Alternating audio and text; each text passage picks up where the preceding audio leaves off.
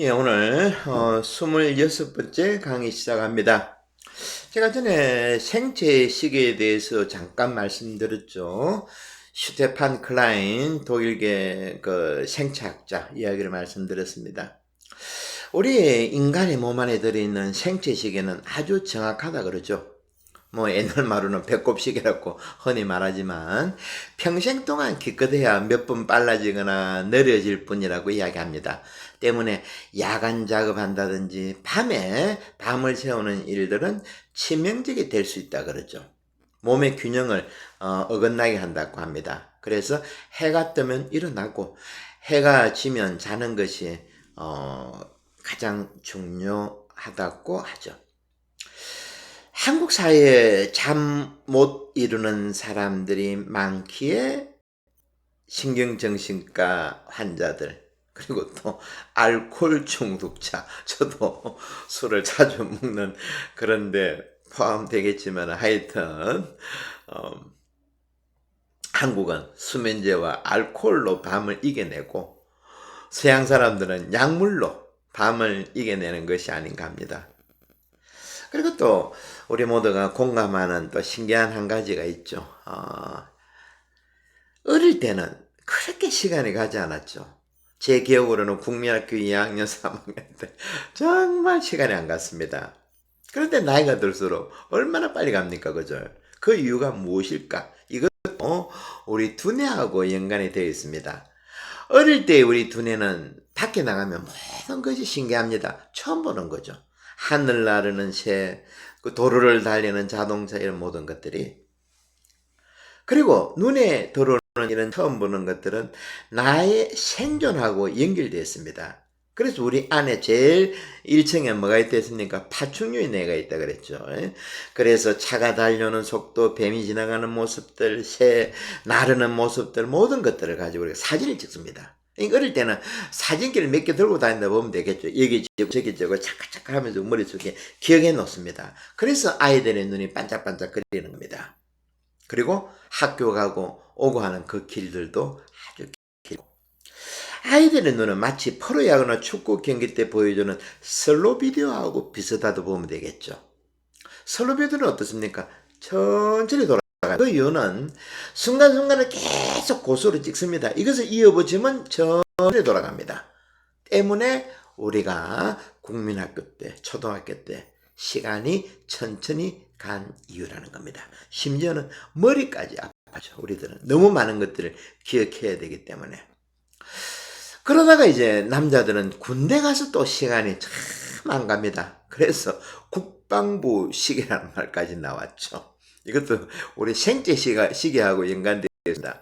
군대 가면 모든 것들은 새로운 것입니다. 외울 것들도 많고 새로운 눈에 보이는 것들. 언제 우리가 총을 만지고 폭탄을 만지고 그죠? 모든 것들이 새롭습니다. 기억 안 하면 맞습니다. 그러다 보니까 띄엄띄엄 해서는 안 되죠. 아까 말씀대로 슬로비드처럼 계속 이제 이어붙이니까 시간이 늦게 간다는 겁니다. 그러다가 이제 중년이 되면 어떤 현상이 나타납니까? 예전에 누군가 개그맨 중에 이런 말 했습니다. 척 보면 압니다. 중년에 우리가 빠지기 쉬운 이 함정이죠. 척 보면 안다는 것. 여러분들 사기꾼들이 가장 좋아하는 직업군이 있는데 어떤 사람인 줄 아시죠? 공무원들, 평생 공무원들, 그리고 또 평생 동안 가르쳤던 학교 선생들. 아마 신부들도 돈 많으면 사기꾼들이 가장 좋아하는 대상 중에 포함될 겁니다. 이런 사람들이 사기꾼들에게 잘 걸려듭니다. 왜? 척 보면 안닿고 착각하기 때문입니다. 나이가 들수록 경험이 많을수록 세상 것들을 나이가 들수록 잘 보려 하지 않기 때문이죠. 안 봐도 내 생명 보존에 지장이 없기 때문이라는 겁니다. 그래서 멍 때릴 때가 많습니다. 하루하루가 금방 지나가죠. 이 때문에 나이가 들면 시간이 잘 간다는 겁니다. 하지만 중년 공부를 하고 있는 우리들은 세상 것들보다는 내 안에서 일어나는 것들에 호기심을 거두어 들여서는 안 됩니다. 책을 많이 보고 특히 글을 많이 써야 됩니다. 책만 봐서는 좀 부족합니다. 책을 보고 반드시 책 중간중간에 아니면 따로 자기 글을 집어내야 됩니다. 적어놔야 됩니다. 그럴 때 연결이 되는 거죠. 이 책 저쪽에서 모든 것들도 나중에 연결시키는 작업들이 필요합니다. 그러다 보면 언제부터인가 내 안에서 마치 거미가 거미줄을 내듯이 내 안에서 어떤 이런저런 이야기들이 나온다는 거죠. 그리고 또 우리들은 무엇보다도 내 안에 계신 성령하고도 대화를 하는 시간들이 점차 늘어나야 합니다. 이럴 때 우리들의 눈은 반짝반짝해질 것입니다. 이번에 제가 휴가 가서 한국에 휴가 가서 보니까 참 특이한 것을 봤는데 나이 많은 남자들, 할아버지라고 그러죠. 이런 사람들이 예전에는 못 보던 모습인데 개를 끌고, 개도 크지 않습니다. 조그마한 개를 끌고 산책하는 모습을 많이 보았습니다. 그래서 독거노인들이 특히 남자들이 개를 많이 키우구나 하고 생각해 보았죠. 강아지들의 빠른 시간과 노인들의 느린 시간이 서로 조합게 해줄 수 있다고 봅니다. 그리고 아이들 볼 때 주로 이제 할머니들이 많이 보죠. 이것도 생체 시계하고 연관되어 있답니다. 할머니들의 심장은 시간이 천천히 간다는 거죠.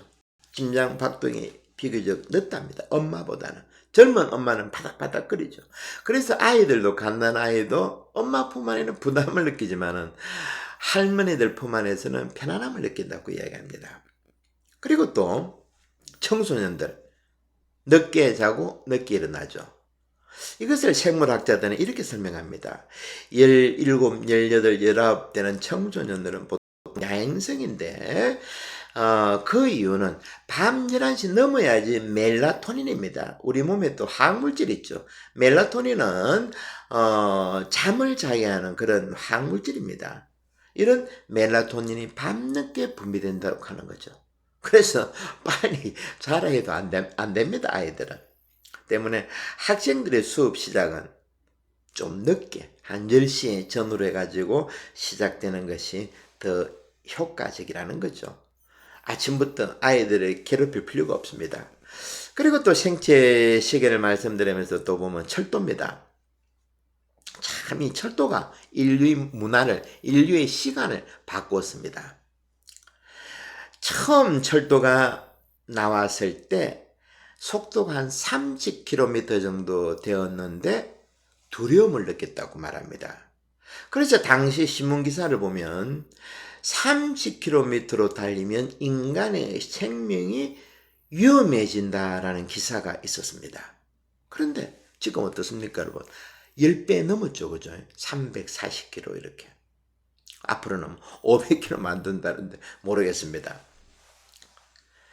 제가 울산에 몇 년 그 성당에 있었는데, 그래서 울산 정류장에 한 번씩 기다리다 보면 300km 되는 기차가 지나갑니다.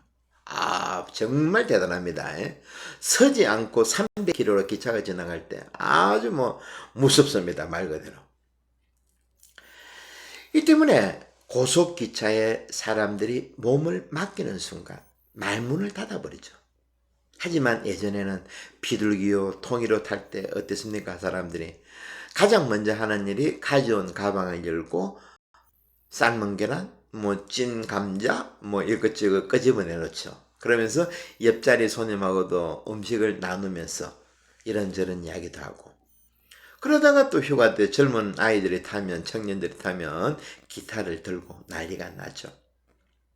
하여튼 철도로 해서 전 세계가 이제는 시간을 하나로 통일해야 할 필요를 느꼈습니다. 왜냐하면 우리나라 같지만 작은 나라에 관계없지만 미국이나 유럽과 같이 러시아에서 프랑스로 간다 했을 때 중요한 것은 시간을 통일해야 되었습니다. 예전에는 그럴 필요가 없죠. 말 타고 다닐 때는. 그때부터 그리니치 표준시라는 통일적인 세계 시간을 도입했습니다. 이제 인류는 시간을 정확히 지키는 기적을 이뤄낸 것입니다. 철도 때문에. 그런데 그 결과 크로노스 시간은 우리의 의식과 무의식까지 침투해 왔습니다. 우리의 죽음도 이제는 각자의 집에서 가족들과 함께가 아니었고, 성직자들의 종부성사에서도 아니고, 중환자실들의 문이 열리고 의사가 몇 시 몇 분에 세상 떠나셨습니다 하면 끝입니다. 크로노스 시간에 사로잡히게 되면 사람들은 소중한 자기의 삶을 인간이 만든 시간 안에 구겨 넣게 됨으로 해서 생명이 하느님으로부터 받은 소중한 선물임을 깨닫지 못하게 되었습니다. 이제 우리는 죽을 때도 국가 허락받고 죽는 시대를 살고 있습니다. 함부로 죽을 수 없습니다, 여러분. 지 멋대로 죽다가는 자식들을 고생시킵니다. 보험회사에서 달려오고 경찰에서 조사까지 받아야 되고 하여튼 난리 아니죠. 미국의 시인 칼 샌더버그는 이렇게 말했습니다. 시간은 우리 각자가 가진 고유한 재산이니 남이 대신 사용하지 않도록 조심하라 했습니다. 마태복음에서도 25장의 열처녀의 비유에서도 예수님께서 분명히 말씀하셨습니다. 슬기로운 처녀들은 미련한 처녀들에게 기름을 한 방울도 주지 않았다는 겁니다. 아니, 줄 수 없는 것입니다.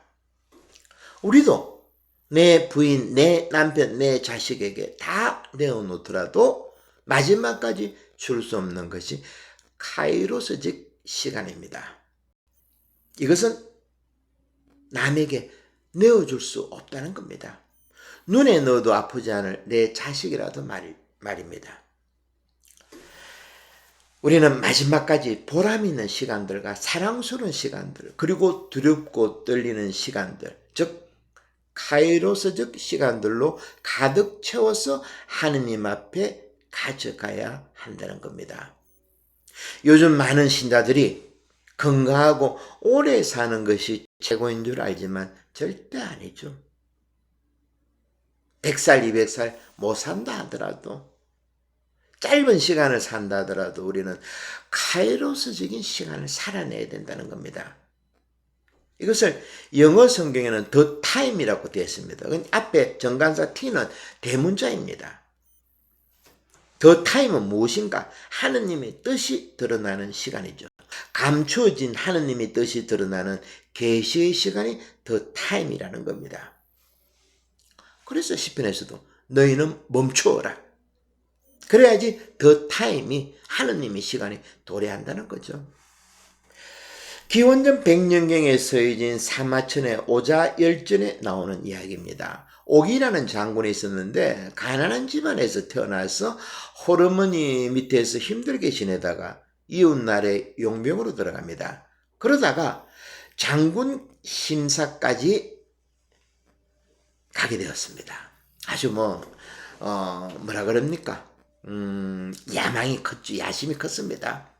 그런데 문제는 그 장군 심사에서 오기의 부인이 이웃나라 적군의 출생이라는 겁니다. 그래서 이 사실이 문제가 되는 것을 알고 당장 칼을 들고 가서 집에 있는 자기 부인을 죽였다는 겁니다. 하여튼 이런 잔인한 인간인데 이제 장군이 되었습니다. 전쟁 시기였습니다. 어느 날 오기 장군이 머무는 진영 앞에 천막으로 만든 진영이죠. 이등병 계급에 불과한 개똥이라는 부하가 어기적 거리면서 걸어가는 것을 보고 불러 세웠습니다. 야, 개똥아, 너 왜 그렇게 걷느냐? 말 그대로 전투력에 아주 문제가 되죠. 그러니까 개똥이가 엉덩이에 종기가 나가지고 아파서 제대로 걸을 수 없다는 겁니다. 여러분들 당시 전쟁을 한번 생각해 보십시오. 장기전이었습니다. 몇 달은 내사고 심지어는 몇 년씩. 오디세이아 보면 그렇지 않습니까? 오디세우스가 10년, 20년 동안 전쟁을 치렀다고. 그러다 보니까 위생 상태는 말로 다 할 수 없을 정도였죠. 오기 장군은 그 자리에서 개똥의 엉덩이에 종기를 입에 대고 빨았던 겁니다. 이 장면을 많은 병사들이 지켜보았습니다. 이것은 오기다운 짓이죠. 요즘 말로 언론 플레이를 한 것입니다. 전화와 휴대폰이 없어도 이런 소식은 순식간에 전해집니다. 시골 아주 멀리 있는 개똥이 엄마에게 이 소식이 전해졌습니다. 개똥이 엄마, 개똥이 엄마. 당신 아들의 엉덩이를, 종기를 오기 장군이 빨아주었대. 그러자 개똥이 엄마의 얼굴이 사색이 됩니다. 탄식을 하면서 혼잣말을 중얼중얼 거리는데 우리 아들도 이번 전쟁에 죽었구나. 무슨 말인가 하니까 이미 오기 장군이 개똥이 아버지 엉덩이를 빨아주었답니다. 그래서 그 결과 전쟁이 벌어졌는데 엉덩이를 빨린 개똥이 아버지가 전쟁 제일 앞자리에 선 겁니다. 왜? 충성한다고. 그러다가 앞자리에서 칼을 휘두르다가 가장 먼저 죽었습니다. 그래서 제가 틈날 때마다 말씀드리죠. 국가에, 교회에, 가정에 충성하지 말라고. 사실 이것은 저의 말이 아니고 예수님의 말씀입니다. 나는 너희를 종이라 부르지 않는다. 친구라 부른다. 이제 아시겠죠? 그 예수님의 한 말씀 한 말씀이 이렇게 깊고 풍요롭다는 겁니다. 우리는 잔인한 크로노스가 아니라 카이로스적 시간에 우리의 삶을 맡겨야 합니다. 그래서 개별적으로 예수님과의 떨리는 만남들, 이것이 카이로스적인 시간이죠. 친구와 같은 예수님과 멋진 중년 여행을 즐겨야 한다는 겁니다. 크로노스는 이 세상 인간의 시간이고 카이로스는 하느님의 시간인데 이런 면을 잘 전해주는 발터 벤야민의 말입니다. 메시아의 재림과 함께 오는 최후 심판의 순간에 수평적으로 흐르는 크로노스적인 시간은 멈추게 되고 마치 수직으로 내려치면서 우리가 전혀 예기치 못한 순간에 밤에 도둑같이 닥쳐오는 순간이 바로 카이로스적 시간이다. 발트 벤야민의 말입니다. 벤야민은 열심한 유태교 신자였습니다. 목숨을 살리려고 나치 정부를 피해서 국경을 넘으려고 온갖 힘을 다했지만 결국 실패했습니다. 결국 천재적인 발트 벤야민은 가스실로 끌려가지 않으려고 스스로 목숨을 끊었던 불운한 철학자였고 신비주의적 유태교 신자였습니다. 발트 벤야민의 말대로 카이로스 시간은 크로노스 시간, 달력에서 볼 수 있는 이럴 때부터 쭉 가는 그런 크로노스의 시간 이면에서 엄밀히 흘러가는 또 다른 시간이라고 할 수 있습니다. 크로노스의 시간들이 수평적이고 선형적으로 조작되고 인간들에 의해서 배열되어 있는 시간이라고 할 때 카이로스 시간은 이런 크로노스 시간의 흐름을 낚아채서 새로운 역사, 새로운 피조물을 만들어낸 시간이고 삶의 진정한 의미와 새로운 방향성을 지시하는 계시의 시간이라는 겁니다. 이때 여러분들 머리에 싹 스치고 지나가는 사건이 있죠. 무엇입니까? 바로 성탄입니다. 예수님의 탄생. 인류 역사상 최고의 카이로스적인 사건이죠. 예수님 돌아가시고 초대교회 공동체들이 시끄럽게 분쟁하는 모습들이 사도행전에 생생하게 나오는데 지금 나는 과연 크로노스의 시간을 사는가 아니면 카이로스의 시간을 살고 있는가 이 점을 분명히 해야 된다는 겁니다. 지금의 나는 카이로스적인 시간을 잊어버렸는지 몰라도 예전에 세례받기 전에 우리 모두는 카이로스적인 시간을 체험했을 겁니다. 이런 체험 없이는 이 자리에 같이 있을 수가 없죠. 사도 바오로가 그리스도 신자들을 잡으러 말타로 갈 때 다마스커스로 가는 도중에 어땠습니까? 수평적으로 걸어가다가 말에서 떨어집니다. 발톱 변년의 말대로 처박히는 거죠. 그리고 박안서 소설가가 화장실 변기를 잡고 밤새도록 울었다 그랬죠. 다 토해내고 한 말씀만 나섰어. 그래서 요 주제를 제목을 해가지고 책도 만들어냈죠. 박안서 소설가가. 이런 체험들이 우리 세상살이에서 엄밀히 준비되었던 섭리의 드러남이고 카이로스 시간이라는 겁니다. 우리가 중년여행하는 것도 바로 이 때문입니다. 일상의 건태로움 중에서 전혀 예기치 않게 내가 밟고 있는 이 땅이 쑥 하고 빠지는 것. 이것이 바로 카이로스 시간이고 하느님 체험이라는 겁니다. 옛날 TV 광고 중에 여러분 요 구절 아시죠? 너희가 개맛을 알아? 바로 이겁니다. 어느 그 유명한 중견 배우죠, 그죠? 그 나무로 만든 배 아주 편하게 누워서 큰 배를 보고 사람들을 보고 이야기합니다. 너희가 개맛을 알아? 이것이 바로 카이로스적인 시간을 사는 거죠. 부럽지 않습니다. 카이로스적인 시간을 살게 되면 크로노스적인 시간, 돈과 권력 아무리 많이 가지고 있다 하더라도 부럽지 않습니다. 너희가 카이로스적인 시간을 알아 하는 이런 자신 있는 그런 말이 튀어나와야 됩니다. 박안서 소설가 말대로 한 말씀만 나섰어. 제가 곧 나으리다.